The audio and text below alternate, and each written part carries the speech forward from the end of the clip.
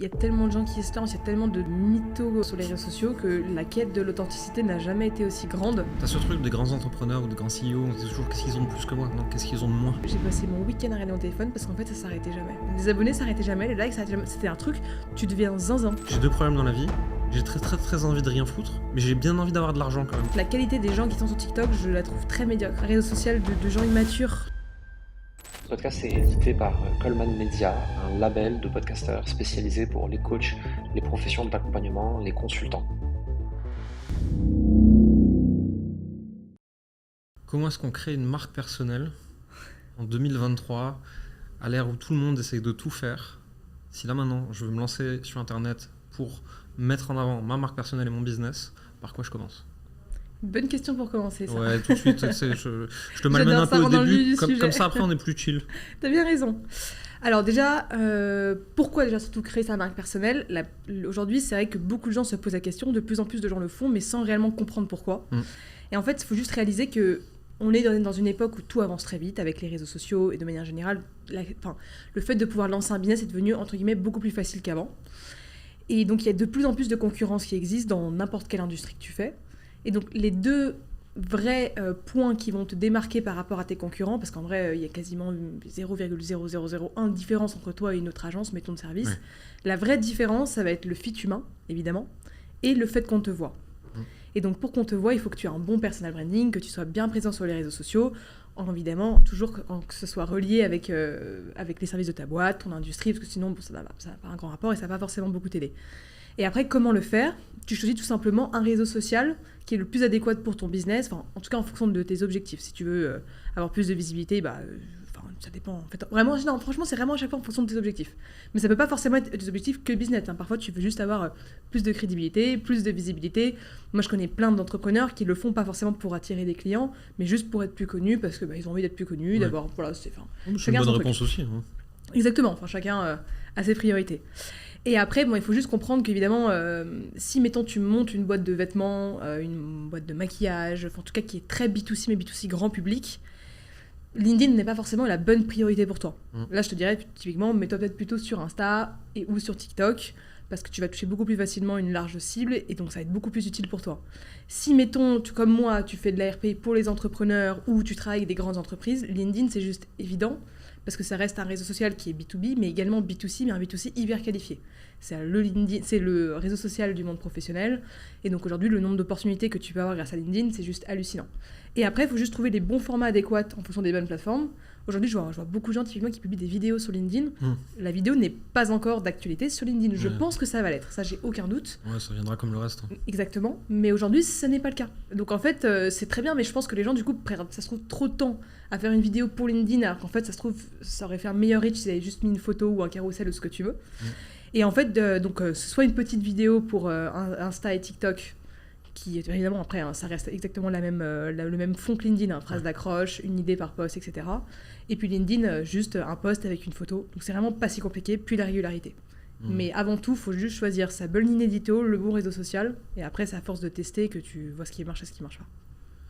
Est-ce que le bon réseau social, c'est que en fonction de ta cible, ou les conseils que vous donnez avec le surligneur à vos clients, c'est aussi en fonction d'eux, de ce qu'ils aiment créer, de ce qu'ils vont avoir de la facilité à créer, ou est-ce qu'au niveau d'entrepreneurs que vous accompagnez, c'est une question qui se pose même pas? Ça se pose pas vraiment, parce que la majorité des entrepreneurs qui, quand même, nous, qu'on accompagne, ils veulent surtout attirer plus de clients, ou se faire connaître pour, in fine, soit lever des fonds, donc c'est aussi de la crédibilité. Mais aucun ne fait ça pour devenir, entre guillemets, un influenceur LinkedIn ou devenir une star LinkedIn. Donc en fait, les objectifs restent souvent les mêmes, et donc forcément, les thématiques qui les passionnent sont souvent des thématiques qui sont complètement liées à leur business, parce que ce sont des boîtes qu'eux-mêmes ont créées, donc forcément, c'est forcément lié à une passion. Donc il n'y a jamais, vraiment une question qui se pose là-dessus. Ouais. De toute façon, ils ont leur cœur d'expertise, ils aiment en parler, ils aiment diffuser, donc vous leur dites faut faire tel format, ils sont là, ok, on le fait. Exactement, oui. Okay. Puis généralement, c'est quand même souvent nous qui les produisons à leur place, donc d'accord, ouais. Il nous faut confiance. Vous avez quelle typologie de clients aujourd'hui sur le souvenir? Tu disais soit donc, des gens qui veulent faire plus de clients, donc c'est lead generation, choses comme ça. Vous avez des enjeux de crédibilité, d'autorité pour notamment des levées de fonds, par exemple. Ouais. Vous avez quoi comme type de clients et vous les accompagnez dans quelle démarche finalement globalement? Alors c'est toujours à peu près le même style de clients, c'est-à-dire des entrepreneurs qui ont, on va dire, une boîte généralement qui existe depuis entre 2 et 10 ans. Parce que après, quand c'est au-dessus de ces années-là, généralement, soit ils comprennent pas forcément les enjeux de LinkedIn parce qu'ils sont entre guillemets pas trop vieux, mais pas forcément de la génération qui a grandi avec les réseaux sociaux, ils comprennent pas forcément l'enjeu. Ou alors ils sont tellement far away de ça qu'ils ont déjà internalisé le truc ou ils s'en fichent. Enfin, c'est pas forcément une priorité. Okay. Donc c'est vraiment cette typologie de clients-là. Et après, c'est n'importe quelle industrie dans l'entrepreneuriat. On a à la fois des entrepreneurs à impact, on a à la fois dans la nutrition, comme on a dans le Web3, dans la tech, dans l'immobilier. On a vraiment de tout. Parce qu'en fait, on a, la majorité des filles qui travaillent avec moi ont une grosse base journalistique de formation. Donc en fait, qu'importe le client que tu accompagnes, elles sont totalement capables de réussir à trouver des bonnes informations et en plus des informations vraiment qualitatives, qu'importe l'industrie. Donc même si à la base, nous-mêmes, on ne connaît pas très bien l'industrie du client, en fait, in fine, ça ne change pas grand-chose parce que de toute façon, la communication, Greta Thunberg et Trump nous l'ont bien montré, c'est comme si tu parlais à un enfant de 10 ans pour que 100% des gens te comprennent. Ouais. Donc, on n'a pas besoin de s'y connaître aussi bien qu'un expert pour communiquer dessus parce qu'au contraire, il faut que quelqu'un comme nous puisse le comprendre. Et donc, quelqu'un comme nous, c'est souvent quelqu'un qui parfois ne s'y connaît pas très bien également. Donc, c'est généralement un truc qui fonctionne assez bien. Okay. Est-ce qu'il y a une vraie problématique justement auprès de vos clients et que vous devez donc travailler avec eux sur ce syndrome de l'expert, le fait de vouloir avoir absolument une pensée complexe et d'apporter beaucoup de valeur en donnant des conseils très pointus, alors que finalement les réseaux sociaux c'est pas ça? Est-ce que c'est un enjeu que vous avez avec eux? Pas forcément un enjeu, c'est juste de bien leur faire comprendre qu'il faut pas que des posts qui sont full valeur ajoutée, parce qu'en fait c'est la règle de l'entonnoir du tofu mofu bofu. Juste pour rappeler rapidement donc le top of tunnel, middle of tunnel, bottom of tunnel, et en fait plus tu descends vers le bas, plus les statistiques que tu fais vont être faibles, mais plus elles vont être qualitatives parce que ça va être en fonction d'une niche dans laquelle tu te trouves. Et donc en fait nous on leur dit souvent qu'on va leur faire des posts qui est un mix entre des tofu et des mofu, très peu de bofu parce que bofu c'est vraiment très très propre à ton entreprise en mode tu viens d'annoncer que tu as lancé un nouveau service ou enfin vraiment qui ont pour but de convertir au premier degré du terme. Donc généralement c'est des posts qu'on les laisse eux-mêmes faire, qui d'ailleurs ce sont des posts que tu fais très peu, mais on leur dit on va pas vous faire que des posts tofu comme la majorité des agences vous font, parce qu'en fait les agences ont compris que les clients sont obsédés par les statistiques parce que c'est de la dopamine et ils ont raison. Mais moi je dis aux clients en fait moi au long terme je veux que ça soit utile pour vous, que je veux que ça soit héroïste. Donc moi il y en a tellement de clients de d'autres agences qui sont venus chez nous parce que ok ils faisaient peut-être des bonnes stats, mais en fait à la fin ça n'a jamais converti en rien du tout. Donc ils disaient en fait on comprend pas trop. Je leur ai dit ouais mais en même temps ces gens-là vous faisiez que des posts entre guillemets tofu, donc en fait peut-être ça vous développez une communauté, mais une communauté pas du tout qualifiée. Donc si un jour vous faites un post un peu plus niché, ça va jamais vraiment convertir parce que les gens n'auront jamais réellement vu si vous êtes vraiment expert dans ce domaine-là en fonction. Donc il faut juste alterner, mais après encore une fois ça reste un réseau social, donc c'est-à-dire que tu peux tant que tu publies régulièrement, c'est pas grave si plusieurs fois d'affilée t'enchaînes que des posts qualitatifs et après d'autres fois des posts un peu plus inspirationnels. Tant que tu gardes le réflexe d'en avoir toujours un petit peu, c'est pas... tu vois, les gens oublient souvent au bout de 5 minutes quel a été le post d'avant, tu vois, donc c'est pas non plus... Je sais plus qui disait ça, que de toute façon, la seule personne qui lit tous vos contenus, c'est vous-même. Oui, bien sûr. Et le temps de mémorisation d'un contenu sur les réseaux, je sais pas si c'est mesuré, mais moi, la plupart de ce que j'ai lu il y a plus de 24 heures, je me rappelle pas. Moi non plus. Et tu pourrais me dire que c'est une autre personne qui l'écrit, je te dirais, ah oui, ok. Est-ce que les gens que vous accompagnez ont un enjeu de « j'ai peur de m'exposer sur un réseau social où n'importe qui peut me répondre » ? Tu veux dire côté syndrome de l'imposteur ? Non, c'est plutôt ce truc qu'on a vu beaucoup avec les marques il y a quelques années, avec l'arrivée de Facebook et Instagram, en disant non, je vais pas créer une page entreprise, sinon n'importe qui peut venir râler sous mon post, oulala, ça se maîtrise pas comme communication. Est-ce que les dirigeants que vous accompagnez, ils ont un peu ce genre de peur ou pas du tout ? Pas du tout. Non, généralement, ils posent la question de est-ce qu'il c'est possible de également développer leur page entreprise. Et là où je leur dis qu'en fait, ça va être une perte de temps. Ouais. Mieux vaut que la page entreprise reposte des posts écrits par le CEO ou par le représentant de la société. Mais en fait, les gens ont besoin de s'attacher, c'est le côté fit humain, ils ont besoin de s'attacher à un être humain. Ils ont besoin d'avoir l'impression qu'ils font partie de l'aventure, limite comme s'ils te connaissaient. Donc une entreprise, à part si t'es Nike ou Coca, c'est très compliqué de s'attacher à toi. Ouais. Donc c'est pas forcément... Ou alors, ça peut être utile, mais si vraiment t'as de l'investissement d'argent ou de temps à mettre. Mais sinon, c'est pas du tout un focus prioritaire. Je sais pas, t'en penses quoi, toi ? je suis assez d'accord.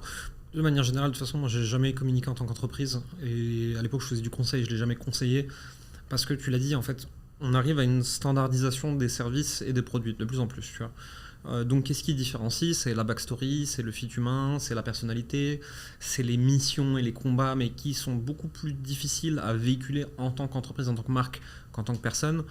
Moi je crois depuis très très longtemps au CEO qui incarne son entreprise, qui est la nouvelle girl next door, qui prend la parole.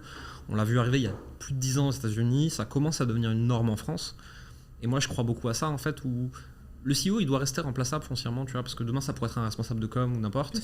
Mais une marque qui est incarnée par un visage humain, qui communique les valeurs, les idées, qui évangélise le métier, toutes ces choses-là, je pense que ça a du sens et ça peut te faire prendre une vraie longueur d'avance sur ta concurrence en fait. C'est vrai, écoute, d'accord. Est-ce que c'est difficile quand on est une boîte de jeunes, ça fait un peu vieux con dit comme ça, tu vois, mais... T'es pas si vieux toi encore. 34. Ça va. Ouais, ça va.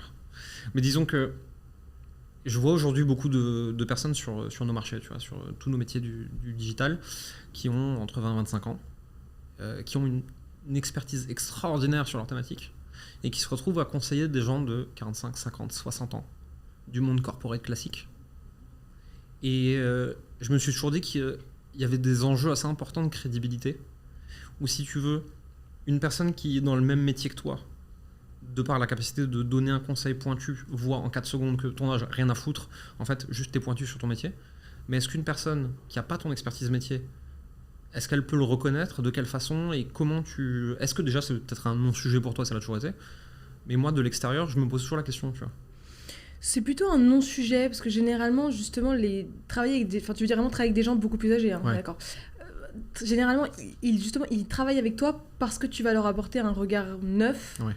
un regard, entre guillemets, jeune, et un regard de compréhension du monde dans lequel on vit, Ouais. parce qu'on a grandi comme ça Ok. et qu'on est né avec. Et donc, justement, ils viennent chercher ça. Sinon, ils ne travailleraient pas avec toi, ils travailleraient avec des... Nous, typiquement, ils travailleraient plutôt avec des agences comme Havas, etc. Pourquoi des grosses boîtes comme BNP, etc., travaillent avec nous? C'est parce que, en fait, outre le fait qu'on est vraiment bon, c'est qu'on est plus efficace parfois que des grosses boîtes parce que ça va plus vite. Ouais, bien sûr. Et on comprend hyper bien l'industrie, mais même beaucoup mieux que des boîtes comme Havas, en fait. Parce qu'on est nous-mêmes, entre guillemets, clients de notre propre industrie aussi. On est nous-mêmes, on fait partie de la créateur économie. On est nous-mêmes, en fait, on a tous les biais. On n'est pas que le biais agence, on a également le biais client, le biais créateur de contenu, le biais tout. Ce qui fait qu'on a vraiment un regard 360 dessus, là où la majorité des agences traditionnelles ne comprennent pas ça. Et les grosses boîtes commencent à le comprendre. Et puis souvent, à force aussi de voir parfois les résultats en travaillant avec des boîtes plus jeunes, etc., ils ne veulent que renouveler l'expérience parce qu'ils ont bien vu que c'était un ROI qui était incroyable. Donc, et ça, c'est la force des réseaux sociaux, que d'ailleurs beaucoup de boîtes n'ont pas encore totalement assimilé. Heureusement, ça se fait de plus en plus, et tant mieux. Mais eux aussi, puis en plus, ils ont l'impression que tiens, ça va être jeune, ça va être cool. Enfin, tu sais, c'est vraiment cette vision que très jeune, ça va être cool. Ouais, c'est ça. Et donc, en fait, c'est eux-mêmes, ils se mettent dans un mood, je pense, où ils se sentent comme s'ils étaient eux-mêmes de la même génération que nous. Je pense que ça leur fait aussi du bien, même psychologiquement, je pense, même au-delà de la qualité de travail. C'est intéressant, c'est important comme message pour tous les gens qui nous écoutent et qui ont peut-être une super expertise, mais qui ont 20, 25, 27 ans et pourraient travailler avec des gens qui en ont 40, 50, 60. C'est de se dire, en fait, c'est pas forcément une faiblesse, au contraire, ça peut devenir une putain de force, de se dire, ben ouais, moi j'ai grandi là-dedans, moi j'ai dédié toute mon expertise à ça. Les gens de 50 ans, en fait, probablement qu'ils n'ont pas pu devenir experts de ce truc-là parce que juste ça n'existait pas en fait il y a 5 ans. Et en fait, ils ont besoin d'un vent de fraîcheur, c'est un peu péjoratif dit comme ça, mais ils ont besoin de petits jeunes très agiles, très experts, très digitalisés, qui ont grandi avec, parce que y a des automatismes qu'une personne qui n'a pas grandi avec Internet n'aurait pas, quoi. Exactement. Après, il faut juste faire gaffe de pas...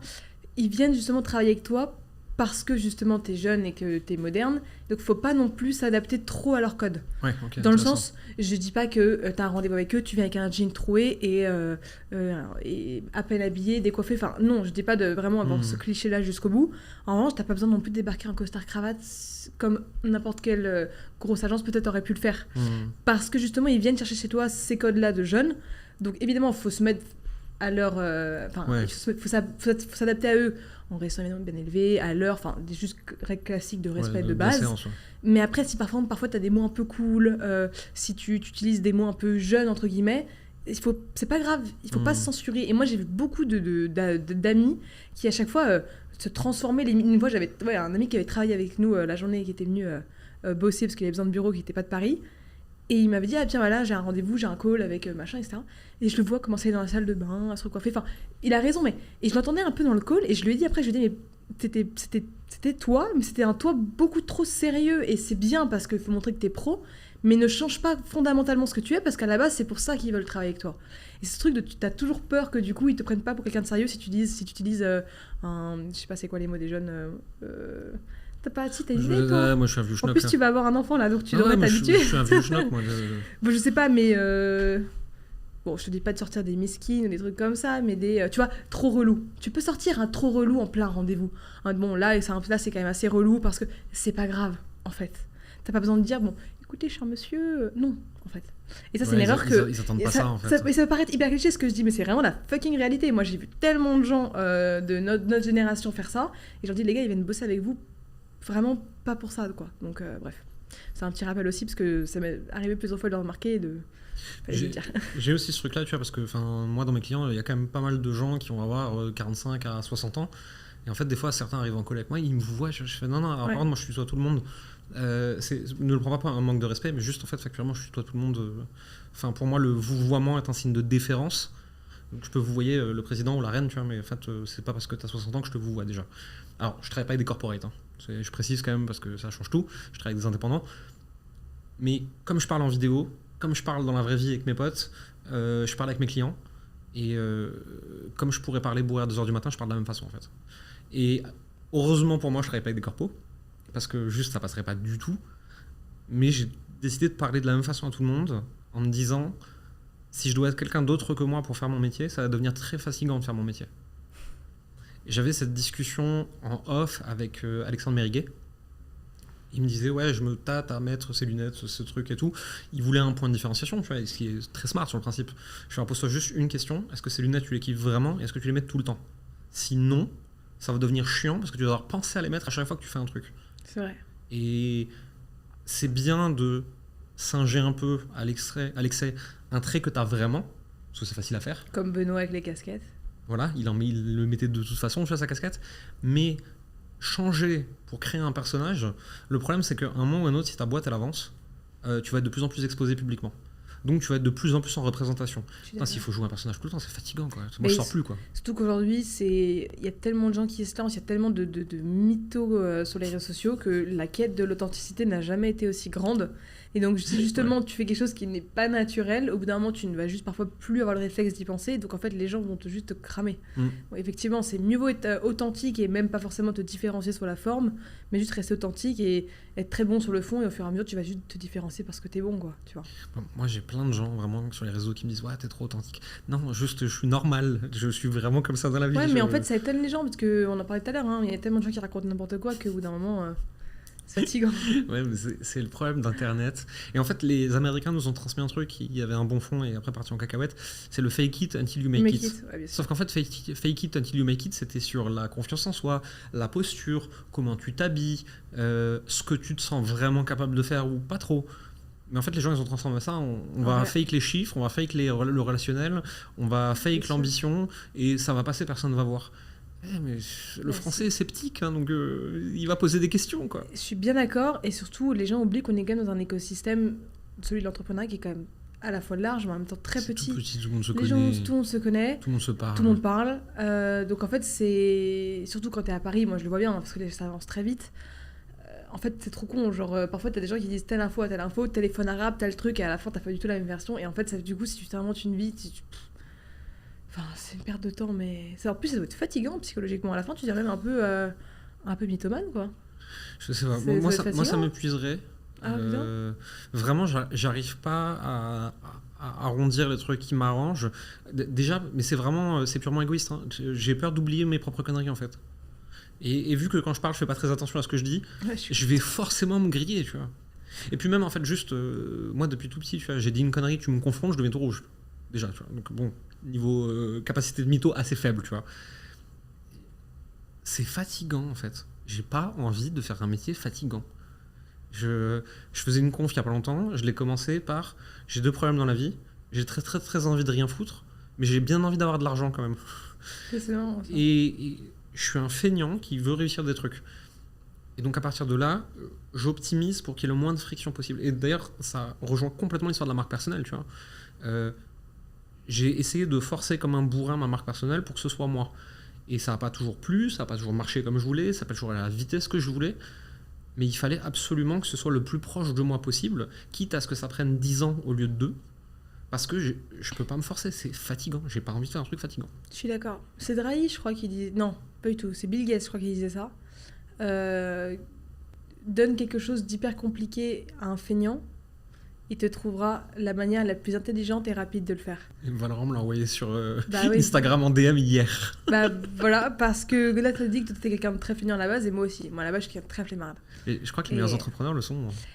Alors, je sais pas, on avait cette discussion avec Benoît Dubos la dernière fois. On se demandait, est-ce que tous les entrepreneurs qui sont brillants le sont, et est-ce que tous les entrepreneurs qui sont brillants ont souvent une revanche à prendre dans la vie? Il y avait des questions qui se posaient. Et est-ce que tout bon entrepreneur, en tout cas dans tout bon CEO de boîte, puisqu'entrepreneur, c'est pas forcément la même chose, doit plus être un businessman qu'un entrepreneur? C'était plein de questions qu'on se posait qui sont assez, bref, un peu liées à ça, mais qui sont assez intéressantes. T'as ce truc des grands entrepreneurs ou des grands CEO, on se dit toujours qu'est-ce qu'ils ont de plus que moi? Non, qu'est-ce qu'ils ont de moins? C'est pour arriver à ce niveau d'engagement, battre ce niveau de difficulté, se manger ce niveau d'exposition, de backfire, etc. Il faut qu'il te manque profondément un truc que tu essayes de combler, tu vois. Bien sûr. Tu peux pas arriver au niveau d'un Elon Musk, Bill Gates, Oprah, des gens comme ça. Tu peux pas s'il te manque pas profondément un truc. C'est trop dur, en fait. Humainement, on n'est pas câblé pour manger autant d'exposition, en fait. Non. C'est vrai qu'il faut avoir quelque chose que tu as envie de combler. Je pense, ouais. Je suis d'accord.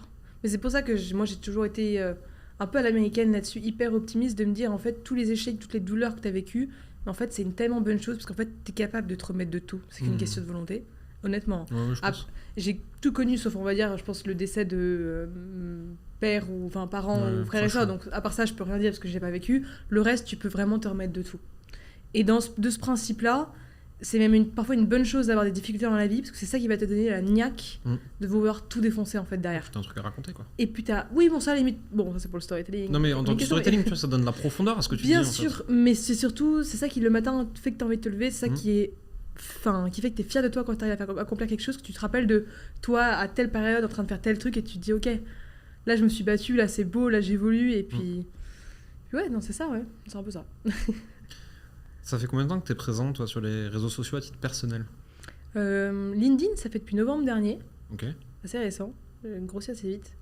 Instagram, je me suis mise en avril, il y a un an et demi. Ok. Sur les deux réseaux, tu as fait des belles audiences assez vite, on peut le dire, donc, je pense. Ouais. Quelle était ta méthode? Comment tu as fait? Et attention, parce que la question, il y a un truc derrière, c'est-à-dire que t'as réussi à le faire en étant toi, en le faisant à ta façon, mais c'est plus comment tu l'as pensé, si tu l'as pensé d'ailleurs. Comment tu l'as pensé, c'est-à-dire que quelqu'un qui voudrait le faire pour lui, elle, comment il peut s'inspirer de ce que toi t'as fait? Déjà, je savais qu'il fallait absolument que je développe un réseau social. Mais j'avais un peu peur, j'avoue, à l'époque, de m'afficher en vidéo. Forcément, j'avais beaucoup moins confiance en moi que j'ai confiance en moi aujourd'hui. Et je pense que ce sera la même chose par rapport à dans 2-3 ans. Enfin, ça va être ainsi de suite. Et les garçons s'y ont mis avant moi. Les garçons, donc mes associés Jules Antonin et Valrance, s'y ont mis 6 sont mis, oui, je crois. 6 sont mis, excuse-moi, je suis fatiguée. 6 sont mis avant moi. Et Jules a pris un moment assez vite. Enfin, assez vite, il a été genre un moment à 15 000 abonnés ou 20 000 abonnés. Enfin, il a pris un petit peu vite sur Insta, en faisant des réels. Parce qu'on savait très bien que la technique, c'était les réels. Il fallait juste qu'on trouve un domaine qui nous passionne. Moi, j'ai pris l'intelligence sociale, les soft skills, parce que j'ai toujours adoré comprendre le fonctionnement des êtres humains. J'ai toujours adoré écouter des Yann Pied, des Naval Ravikant. J'ai toujours adoré ça. Avec Valorant, on en parle beaucoup. C'est un de nos sujets préférés qu'on a ensemble. Donc je me suis dit, c'est un domaine où je n'ai pas besoin de faire de recherche pour en tout cas faire assez de contenu au début pour m'y lancer et que ça en tout cas que ça ne soit pas frustrante si j'ai pas de résultat par rapport au temps que j'y passe. Et les garçons, ils ont chacun fait sur leur thématique en fonction de ce qu'ils aimaient. Et puis assez vite, en fait, un jour, ça faisait quoi, un mois que je postais tous les jours une vidéo. Et en un week-end, il y en a une qui a explosé. Et comme j'avais déjà d'autres vidéos sur mon compte, ça faisait que les gens s'abonnaient beaucoup plus facilement. Donc j'ai gagné 15 000 abonnés en un week-end. Okay. Et t'as ce truc de dopamine qui est juste hallucinant. La première fois que tu gagnes beaucoup d'abonnés, je n'oublierai jamais cette scène. J'étais chez mon père qui habite en Nouvelle-Aquitaine. Et j'avais cette dopamine j'ai passé mon week-end à regarder mon téléphone parce qu'en fait, ça s'arrêtait jamais. Ça ne s'arrêtait jamais. Les abonnés s'arrêtaient jamais. Les likes s'arrêtaient jamais. C'était un truc, tu deviens zinzin sur le coup. Après, ça redescend, tout redescend. Et donc, en fait, aujourd'hui, tu vois, j'ai genre 106 000 abonnés. C'est comme si j'en avais 1000. Genre, dans ma tête, c'est un truc, c'est devenu normal d'avoir 106 000 abonnés. Donc, j'ai même pas l'impression d'en avoir. C'est-à-dire que vraiment, j'affiche ma vie comme si j'avais vraiment 1000 abonnés. Et parfois, je me dis, putain, quand même, j'ai quand même telle personne qui me suivent. Enfin, je me réalise quand même. Je me dis, ok, quand même, faut que je fasse gaffe. Mais vraiment, je suis en mode, en fait, je m'en contrefous parce que j'ai l'impression que, en fait, j'en ai pas beaucoup. Parce qu'après, ça passe. Et bref, c'était la régularité. Et après, bon, j'ai fait la connerie de quand j'ai atteint les 100 000 abonnés sur Insta de plus publier autant souvent. Et aujourd'hui, malheureusement, je mets ça comme la dernière priorité de ma journée. Et comme souvent, les journées débordent, ça fait que je ne les fais plus. Il faut vraiment que je m'y remette parce que je sais très bien comment faire péter mon compte Instagram. C'est juste que je trouve le temps à le faire. Et puis, j'avoue que je me suis vraiment prise de goût pour LinkedIn parce que j'y crois hyper vite sur LinkedIn. Et surtout, j'adore ça. Et outre le fait que j'adore ça, que je crois, c'est la première fois que j'avais cette sensation d'avoir des gens qui te suivent, mais en même temps qui sont hyper fidèles. C'est-à-dire d'avoir une vraie communauté fidélisée, dans le sens où quoi que tu publies, les gens vont plus liker et commenter, surtout parce que c'est toi, plus que pour le contenu que tu mets. Ouais, je le remarque aussi, ouais. Parce qu'ils ont confiance dans le contenu que tu mets, parce que tu leur as déjà prouvé que tu étais pertinent et bon. De gens qui me remerciaient dans la rue. Hier, dans le métro, j'ai un mec qui s'est arrêté, que je voulais que je lui donne un petit coaching sur LinkedIn. Bon, ça a duré entre 3 et 4 stations, donc j'ai pas trop le temps. Et j'étais en mode, en fait, c'est hallucinant l'effet que ça fait aux gens, qui est encore plus fort qu'Instagram. Ok, j'ai pas le même personal branding sur l'un et sur l'autre, donc c'est normal. Mais après aussi, sans parler des répercussions positives que tu as sur le business, enfin, c'est un réseau social qui vraiment, moi, m'a beaucoup matrixé dans le bon sens du terme. Et surtout parce que ça me pousse à devoir m'améliorer constamment. Comme je dois publier 3 fois par semaine et que je publie que 3 fois par semaine, pas plus, parce que je publie que du contenu hyper qualitatif et donc pas trop poster pour poster, ça fait que je dois continuellement moi-même devenir une éponge à contenu pour avoir constamment des nouvelles choses intéressantes à donner à ma communauté. Donc en fait, même au vis-à-vis de toi-même, c'est un challenge hyper intéressant, hyper sympa, qui te fait progresser plus vite. Donc depuis que je suis sur LinkedIn, j'ai progressé beaucoup plus vite qu'avant. Après, bon, aussi parce que tout évolue plus vite et que tu vieillis et que ce que tu veux, mais... Et donc c'est aussi important de le faire pas que pour les autres, mais surtout de le faire pour soi, mais pas pour les mauvaises raisons, pas juste pour être connu et machin. Aussi parce que ça te fait progresser, ça te fait réaliser des choses, ça te fait te remettre en question, ça te fait découvrir du contenu de d'autres personnes intéressantes. C'est ça aussi qui est vraiment l'aspect positif des réseaux sociaux. J'ai remarqué ça aussi. Alors, moi, j'ai pas de très grosses audiences sur les réseaux sociaux. Tu vois, je crois que j'ai 6000 personnes sur Instagram, 5000 sur YouTube. LinkedIn, j'ai un peu moins de 10 000. C'est que le début. Ouais, j'ai quelques milliers de personnes sur la newsletter, des choses comme ça. Mais là où on m'a le plus parlé de ce que je publie sur un réseau, c'est sur LinkedIn. Bah ouais. Et j'ai vraiment personne qui m'a dit « Ah, tes vidéos YouTube, ah, tes posts Instagram, ah, tes emails ». Mais j'ai tout le temps des gens qui me disent « Ah, tes posts LinkedIn, ah, je te vois tout le temps sur LinkedIn, à LinkedIn ». Je sais pas d'où ça vient, ce truc, parce que j'ai à peu près la même taille d'audience partout, donc en fait, ça devrait être la même chose. Non, parce que la cible est totalement différente. Ce sont des vrais êtres humains qui, quand ils sont sur LinkedIn, ils y sont vraiment pour regarder et apprendre du contenu intéressant. Ils scrollent pas. La majorité des réseaux, ils scrollent, ou en fait, ils sont là pour être là par réflexe social, par vitrine sociale. Surtout, moi, la majorité de mes amis de mon âge ne sont pas sur LinkedIn. Parce qu'en fait, c'est vraiment hyper qualitatif en termes de profils qui sont dessus. Et donc, forcément, les likes, les commentaires, les gens retiennent plus facilement qui tu es. Ce sont des vrais êtres humains derrière, comme les autres réseaux sociaux.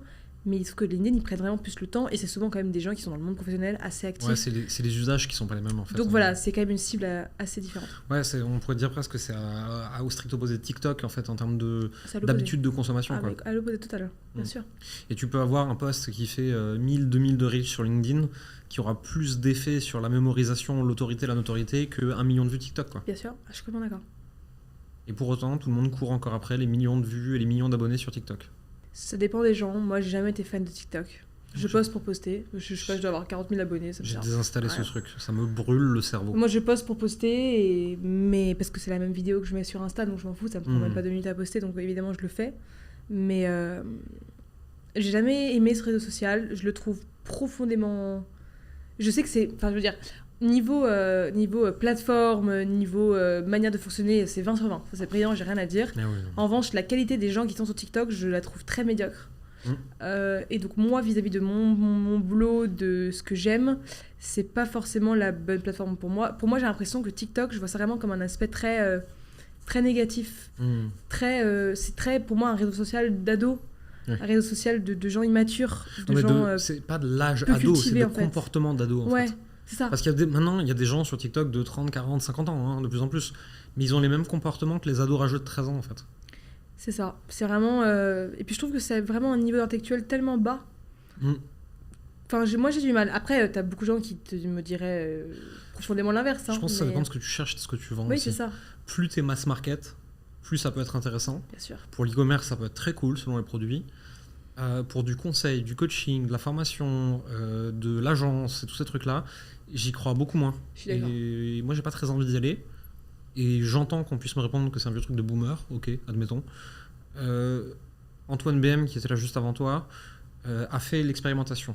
Il a publié les mêmes contenus, il avait à peu près les mêmes tailles d'audience, TikTok, Instagram. De mémoire, je suis plus sur des chiffres, mais il les avait diffusés, sur un lancement par rapport à ses abonnés, machin. Là où TikTok lui avait rapporté 8 000 € de vente, Instagram en a rapporté 80 000. Ça te dit de la qualité d'audience, en fait. Et Bien YouTube, sûr. probablement que ce sera encore 10 fois ça. Bien sûr. Ça m'étonne pas du tout. Mais encore une fois, hein, moi j'aime pas parce que par rapport à ce que je fais et mon business, et qui je suis, ça n'a pas de sens. Mais pareil pour toi. Quelqu'un qui est dans la mode, les bijoux, le cosmétique, c'est évident cette personne doit être sur TikTok. Ouais, y a plein Après, de c'est petits... aussi oublié que le pouvoir d'achat est beaucoup plus faible. Hein. Ouais. C'est pour ça que d'ailleurs, les créateurs se font beaucoup moins bien rémunérer sur TikTok, alors qu'ils ont 10 fois plus d'abonnés que sur les réseaux sociaux. Tout est lié. C'est pas que au fait que tu prends des abonnés beaucoup plus vite que sur les autres réseaux sociaux, donc entre guillemets, l'abonné est moins qualitatif. C'est surtout parce que le panier moyen d'un utilisateur TikTok est 10 fois plus faible que celui d'Instagram, encore plus faible que celui de LinkedIn et YouTube. YouTube, on a plein d'histoires de gens qui ont 500 abonnés, 1000 abonnés et qui arrivent à avoir une activité pérenne. Je suis pas sûr que tu puisses la faire la même chose avec TikTok, quoi. Ah ouais, ça m'étonne aussi en revanche. Ça dépend de ce que tu vends et à quel prix. Si tu vends des petits trucs à 50 balles, non, avec 500 abonnés YouTube, tu fais rien. Par contre, imaginons que tu as une chaîne YouTube de micro-niche sur un sujet très pointu. Tes abonnés, tu en as 500 ou 1000, tu fais 200-300 vues par vidéo, ils sont très qualitatifs. En fait, il te suffit d'un client à 2000 balles par mois et tu as déjà un début de business. Je suis d'accord. Donc en fait, et ça, j'ai l'impression que tu le trouves que sur YouTube. Je l'ai jamais trouvé ailleurs. Oh, LinkedIn. Oui, c'est vrai, de plus en plus. Moi, ma chaîne YouTube, ça traumatise toujours tout le monde. J'ai, au moins, on enregistre 5000 personnes. C'est pas ridicule, mais c'est pas très grand. C'est un bon début. Mais ces 5000 personnes ont permis de générer 130 000 euros de chiffre d'affaires depuis le début de l'année. Et là, tu vois la puissance d'un réseau social qualifié. LinkedIn, je le mesurais encore mal jusqu'à récemment, donc je peux pas le dire. Mais je sais que ça monte aussi de plus en plus. Et je le vois vraiment. Hein. Moi, aujourd'hui, les réseaux sociaux... Moi, je te vois de plus en plus actif, surtout sur LinkedIn. Ouais, là, je me fais un délire où je passe 3 fois par jour. Ah oui. Mais je veux pas le garder, ça. C'est vraiment pour tester, comme une grosse brute, tous les types de formats que je peux avoir envie d'écrire et que j'écris facilement. Ensuite, je vais regarder ce qui marche le mieux sur la plateforme, ce que j'ai le plus aimé faire, et ce qui m'amène des résultats. Et ensuite, du coup, après avoir fait du volume pour comprendre les formats, parce qu'en fait, je suis en train d'expérimenter des trucs, tu vois. Derrière, je vais redescendre, et je vais faire sûrement 3 à 5 posts par semaine, un peu plus quali que ça, et ce sera très bien. Là, 3 par jour, 90% de ce que je publie, c'est nul. Mais je teste des idées, en fait. Et je regarde comment la plateforme, elle réagit, et j'apprends, en fait. Et j'expérimente. Et c'est pour ça qu'il y a des gens qui font appel à vous, tu vois, en tant qu'agence. C'est parce que vous avez l'expertise passée, que vous avez déroulée sur la durée, pour vos marques personnelles, pour celles de vos clients, etc., qui font que votre client, il n'a pas besoin de se taper 3 posts par jour pour comprendre ce qui marche. Ah bah non, ça c'est sûr. Et qu'il peut avoir des résultats avec 3 posts semaine. Moi qui ne comprends pas encore tous les tenants et aboutissants de la plateforme, je ne peux pas avoir de résultats avec 3 posts semaine. Je ne sais pas encore. Si, mais ça va me prendre 3 ans, quoi. Pas que ça à foutre. Ouais, je peux comprendre. Donc je fais le bourrin. Non, mais je peux comprendre, t'as raison. Non, mais de toute façon, si c'est une priorité pour toi et que t'as du temps à louer à ça, fais-le. Hein. J'ai des facilités avec ça. Vu que j'écris quotidiennement sur Facebook, par email, sur Instagram, à plein d'endroits depuis des années, je vais très vite. 3 posts par jour sur LinkedIn, ça me prend 30 minutes le matin. Mais je publie 3 à 10 contenus par jour, sans aucune exception, depuis presque 10 ans. J'ai une rapidité d'écriture, tu vois, c'est facile pour moi. Ça veut pas dire que quelqu'un d'autre doit le faire, ça veut pas dire que ce sera facile pour tout le monde, juste je vais vite, ça veut pas dire que ce que j'écris c'est bien, attention. Il me faut beaucoup plus de réflexion pour prendre quelque chose de vraiment bien. Mais écrire, ça va vite. Et donc en testant mes formats très vite, après je peux regarder ce qui marche le mieux et prendre plus de temps, tu vois. Mais c'est la technique, entrepreneur, les mains dedans. Je pense que probablement qu'une fois que j'aurai bien compris, que j'aurai fait les débuts, etc., que ça aura fait un peu de business, un peu plus et tout, probablement que je déléguerai à une agence. Hein, que ça fout, quoi. Je suis pas créateur de contenu. Tu m'appelleras. Oui. De toute façon, qui d'autre, enfin. Quelle drôle d'idée. Les prochains enjeux du crayon, du surligneur, c'est quoi ? Bah là, on a levé des fonds. On a racheté une boîte, donc les Pépites de France, qui est un média. Donc en fait, les vrais prochains enjeux, surtout de la boîte, c'est de vraiment bien se transformer en tant que groupe média. Ce qu'on a déjà fait un peu et qu'on est vraiment en train de faire. Ce pivot parce que à la base on est quand même un média, on est passionné par cette industrie, elle est surpuissante cette industrie de plus en plus parce que maintenant que les médias digitaux sont autant considérés que des médias traditionnels, ce n'est que le début. Et donc nous on a vraiment pour objectif de devenir un groupe média où tu as mettons 5-6 médias dans notre panel, on ne veut pas en avoir 15, mais des médias sur des niches qui sont sous-exploitées. Et tu vois, les Pépites de France, c'est un média sur le patrimoine et tourisme en France. T'as aucun vrai gros média qui met en avant le pays aux yeux des étrangers ou au milieu de nous-mêmes. Pas correctement et sur les audiences internet. Voilà. Donc t'as ça, le crayon, t'avais aucun média de débat en fait, qui est un peu comme le comptoir du café de manière un peu plus évoluée et un peu plus éducative, tu vois. T'avais pas ça en termes de médias non plus. T'avais à l'époque les émissions de Frédéric Tadei c'était On n'est pas couché ou ouais c'est ça. Je sais pas si tu connaissais mais ouais, bon, je connais, mais le problème de la télé. Et là où vous avez pris une vraie différenciation, une vraie longueur d'avance, tu vois. Et je le disais à Valorant la dernière fois qu'on s'était parlé, vous avez réussi ce tour de force avec le crayon média, de réussir à prendre des personnes profondément opposées et de les faire discuter sans qu'ils se jettent des chaises à la gueule. Et lui me disait que c'est aussi parce que le format télé est plus propice un peu à la bagarre que ce que vous faites. Moi, je pense qu'en dehors de ça, en fait, vous avez posé un cadre que personne n'a posé avant, en fait. Ouais, c'est possible. C'est possible. On a mis du temps à trouver exactement ce qui marchait pas. On a testé, hein. De toute façon, c'est les astuces. Mais effectivement, non, c'est vrai, puis surtout, c'est un vrai besoin, parce que là où les extrêmes sont de plus en plus puissants, pour moi, la manière la plus saine dans une démocratie de réunir les gens, c'est au travers du débat. En fait, au travers de l'échange, mais donc du débat. On va pas se taper dessus, on va pas se tirer dessus, on va pas se tuer, enfin, non. Donc en fait, t'as pas le choix. Et puis après, voilà, donc les agences continuent d'évoluer, hein, ça c'est sûr. On continue de recruter. Enfin, en vrai, c'est juste de faire un peu plus de croissance externe comme ce qu'on avait fait, croître toujours comme on est, s'améliorer, tester des choses. Et puis là, on a également développé notre tout nouveau studio dans lequel on est actuellement. Qui sont très très cool. Qui sont vraiment sympas. Surtout, il fait plus frais que quand t'es ce qui est plutôt agréable. Ouais, la dernière fois que j'étais là, il faisait un peu chaud. Ouais, il faisait vraiment chaud. Après, bon, on était en plein été aussi. Mais donc, ça fait du bien aussi de, tu vois, tout le temps, on innove, on change des choses. Tous les 6 mois, t'as souvent une grosse actu qui a débarqué. Donc, ça avance très vite. Hein. C'est pas à toi que je vais l'apprendre. Hein. Mais vous avez aussi cette activité donc, de production de podcasts en louant votre studio, en aidant à la prod aussi. Parce que vous faites pas que de la loc du lieu et du matériel, vous faites aussi de l'aide à la prod, il me semble. Ouais, c'est ça. Exactement. Ce sont ceux qui le veulent. Tu sais, quand t'as géré un média, surtout sur YouTube, peut toujours servir de pouvoir conseiller des gens là-dessus. Hein. J'ai quelqu'un qui me parle actuellement des différents studios qu'on peut louer dans Paris. Il y en a de plus en plus, ça se démocratise beaucoup. En termes de budget, vous êtes plutôt sur le haut du panier. Je pense. De ce que j'ai vu, ouais. Et il me demandait, cette personne-là, pourquoi je choisissais de venir ici. C'est parce que c'est plus simple. J'arrive ici, tout est prêt, tout est mis à disposition. J'ai pas à gérer les cartes SD, j'ai pas à vérifier les micros, j'ai pas à brancher quoi que ce soit. Je m'assois, je fais mon contenu, on m'envoie les rushs. Fin de la discussion. Et pour ça, je suis prêt à payer beaucoup plus cher que si je louais à l'heure un autre truc, parce que ça me simplifie beaucoup plus la vie. Et ça m'enlève de mon scope toutes les erreurs potentielles que je pourrais faire. Parce que moi, le matériel, la technique, j'y bite rien. Je suis une chèvre. Et je paye le prix pour le cadre, pour la facilité d'accéder à des gens intéressants, pour la simplicité que c'est de venir enregistrer ici. Et je pense que ça, c'est important dans le monde du service, finalement. Les gens sont prêts à payer beaucoup plus cher que ce qu'on pense quand on leur simplifie la vie. Mais bien sûr. Mais ça, je suis bien d'accord avec toi. Et puis, c'est surtout que... En effet, le côté, là où tu disais tout à l'heure, on peut également aussi conseiller des gens sur YouTube ou suggérer des invités, parce qu'en fait, c'est également notre industrie. Et en fait, généralement, on dit souvent les cordonniers sont les plus mal chaussés. Bah, pas toujours, en fait. Nous, on a d'abord tout testé sur nous-mêmes avant de le faire pour les autres.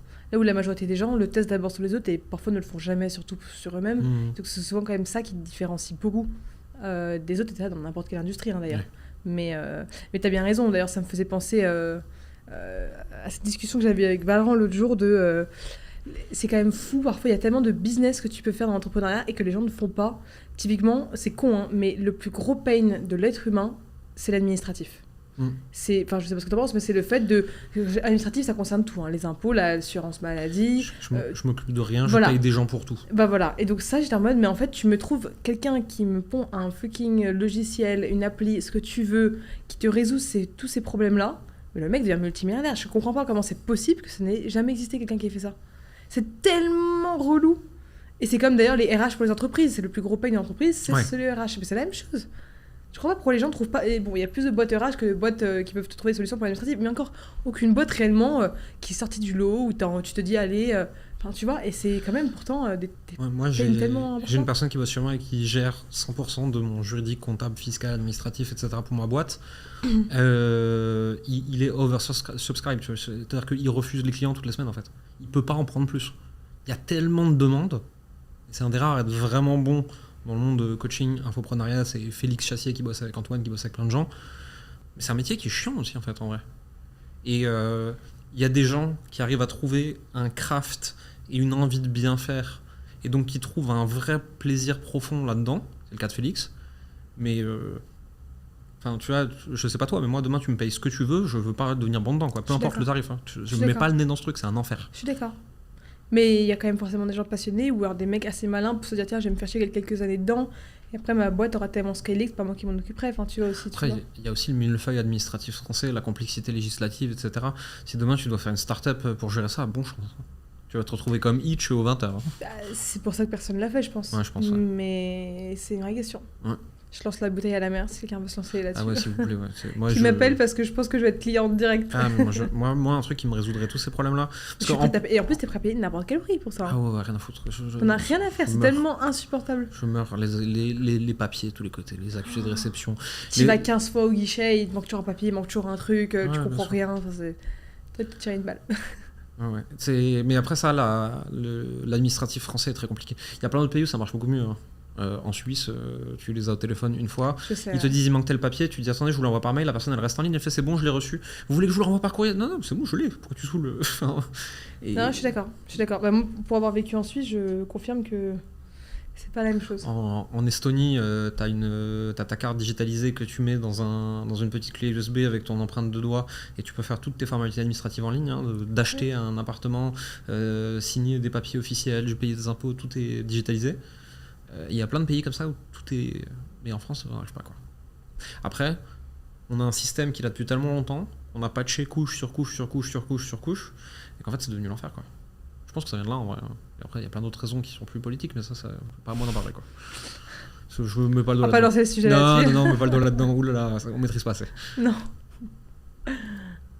Qu'est-ce que tu pourrais donner comme conseil applicable, court, en pas besoin de rentrer dans des grandes théories, à quelqu'un qui veut se lancer sur LinkedIn demain? Est-ce que tu as 2-3 conseils que tu aurais envie de lui donner et qu'il pourrait appliquer tout de suite? Le premier gros conseil que je lui donnerais, c'est pas une blague, c'est de suivre Benoît Dubos. Parce que c'est l'une des premières personnes qui m'a profondément donné envie de me lancer sur LinkedIn, et surtout comment. Parce qu'il, en tout cas à l'époque, et je crois toujours maintenant, mais j'ai un peu moins le temps de lire tous ses posts, il en publie beaucoup, qui t'a donné des vrais tips de comment avoir des idées de posts, des trucs comme ça. Il donne des trucs hyper actionnables en plus. Exactement. Ouais. En fait, de suivre des créateurs de contenu sur LinkedIn qui sont vraiment bons, qui font du contenu intelligent, pas des gens qui font juste des likes pour faire des likes, parce qu'il y a plein de gens qui font des likes, mais c'est pas forcément très qualitatif. Des gens, vraiment, le contenu est intéressant. T'as des mecs comme toi, non Georget, enfin, t'as plein de gens brillants. Tu les suis, tu regardes un peu la forme du post, le fond, comment ils font, les phrases d'accroche, etc. Tu sais, de faire un peu de veille là-dessus, mais auprès de gens intéressants. Et ensuite, tu trouves ta ligne édito, évidemment. Donc, il faut que qu'elle soit suffisamment large pour que tu aies suffisamment de sujets dans lesquels traiter dedans. Et ensuite, tu essayes de poster une valeur ajoutée que toi, tu aurais adoré pouvoir tomber dessus, mettons 2-3 ans avant, écrire un post sur qu'est-ce que tu dirais au toi d'il y a 5 ans, un post qui raconte comment t'en es arrivé là aujourd'hui si, mettons, t'as monté une boîte, un post qui des 3 astuces pour faire telle chose. Et après, c'est vraiment pas si compliqué que ça. Mais moi, la vraie astuce, surtout, c'est quand tu postes, essaye juste, quand tu as fini un post, de l'écrire, essaie de tout de suite te forcer à trouver une idée pour le prochain post. Parce qu'en fait, tu es déjà tellement concentré, tu es déjà dans ton cerveau et dans la mécanique, qui fait que c'est beaucoup plus facile de trouver une prochaine idée de post que si 2 jours après ou le lendemain, tu dois te remettre dedans et retrouver une idée de post. C'est un vrai tip, parce que, bon, je dis ça, je le fais pas du tout, hein, donc j'aurais me taire parce que je le fais plus du tout. Mais je le faisais à l'époque et c'était assez utile. Moi, je batch souvent. C'est vrai que c'est le premier est le plus dur, deuxième ça va mieux, t'en fais un troisième, c'est bon, je trouve ça roule, quoi, t'es dedans. Les 2 premières minutes de concentration sont les plus difficiles. Ouais, mais une fois que t'es dedans, t'es dedans. Quoi. Ok. Est-ce que tu aurais un conseil plus global que t'aimerais donner à ceux qui nous regarderont, nous écouteront? Plutôt, avec quoi t'aimerais qu'ils repartent de notre échange? Qu'ils doivent absolument développer un bon personal branding s'ils veulent se démarquer et scaler. Ok, c'est un très bon conseil. Je te résume le truc très vite. C'est très bien. Si on veut en savoir plus sur toi, sur ce que tu fais, sur le surligneur, où est-ce qu'on te retrouve de façon privilégiée? LinkedIn. Ok, très bien. Et puis qu'il y a un autre très bon conseil, ils doivent absolument regarder toutes les vidéos que tu as sorties. Je pense que ça va bien les aider. Moi, je suis pour. Ok, merci beaucoup. Merci à toi. À bientôt. C'était un plaisir. Ce podcast est édité par Coleman Media, un label de podcasteurs spécialisé pour les coachs, les professions de l'accompagnement, les consultants. On édite des podcasts, des newsletters, des médias aux côtés de ces coachs et de ces indépendants. Coleman Media étant une branche de l'entreprise Coleman Publishing qui, elle, propose de l'accompagnement. Si vous voulez en savoir plus sur tout ça, n'hésitez pas à regarder les liens dans la description. À bientôt.